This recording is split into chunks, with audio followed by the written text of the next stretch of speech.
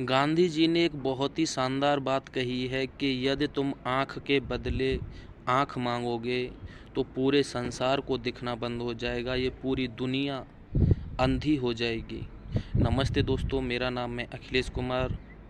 दक्षिण अफ्रीका में जब नेल्सन मंडेला नए नए राष्ट्रपति बने थे तो वो कुछ दिनों के बाद अपने अंगरक्षक यानी बॉडीगार्ड के साथ कार में कहीं सफ़र कर रहे थे।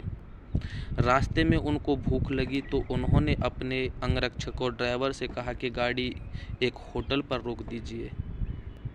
गाड़ी एक होटल पर रोक दी गई। नेल्सन मंडेला और उनका अंगरक्षक होटल में अंदर गए और एक टेबल पर बैठे। जो उन्होंने ऑर्डर किया था खाने का, भोजन का, उसका इंतज़ार करने लगे। उन्होंने देखा कि सामने एक टेबल पर एक आदमी बैठा हुआ है और वो पूरी तरह से भयभीत है।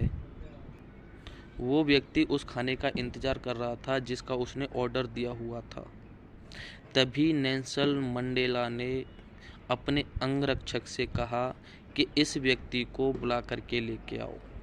राष्ट्रपति का आदेश था कि अंगरक्षक उस व्यक्ति के पास गया और कहा कि साहब ने आपको बुलाया है। वह व्यक्ति जैसे ही टेबल के पास पहुंचा जहां पर राष्ट्रपति नेल्सन मंडेला बैठे हुए थे, तो नेल्सन मंडेला ने उस व्यक्ति को साथ बैठने का आग्रह किया कि तुम यहाँ पर बैठो। वो व्यक्ति वहाँ पर बैठा। नेल्सन मंडेला ने कई प्रकार के अच्छे अच्छे भोजन, स्वादिष्ट भोजन मंगवा करके उस व्यक्ति को खाने के लिए दिए। वो व्यक्ति जब खाना खा रहा था तो उसके हाथ कांप रहे थे। वो अपनी नज़रें झुका करके खाना खा रहा था। उस व्यक्ति ने जब खाना खाया और वो वहाँ से चला गया, जो नेल्सन मंडेला का बॉडीगार्ड था, जो अंगरक्षक था, उसने पूछा नेल्सन मंडेला से कि साहब, ये व्यक्ति मुझे ऐसे लग रहा है कि काफ़ी दिनों से बीमार है, कमज़ोर है, शायद इसीलिए इसके हाथ कांप रहे थे, आपने देखा होगा भोजन करते समय। तब नेल्सन मंडेला ने कहा कि नहीं, वो व्यक्ति बीमार नहीं था, वो व्यक्ति डरा हुआ था, क्योंकि जब मैं जेल में था ये उस जेल का गार्ड रहता था। ये मुझे बहुत सताता था, बहुत जुल्म ढाता था मेरे ऊपर, और जब मैं इसके जुल्म सह सह के निढाल होकर के गिर जाता था और जब मैं इससे पानी मांगता था तो ये मुझे पानी नहीं देता था, मेरे सिर के ऊपर पेशाब कर देता था। अब उसे इस बात का डर था क्योंकि अब मैं राष्ट्रपति बन चुका था।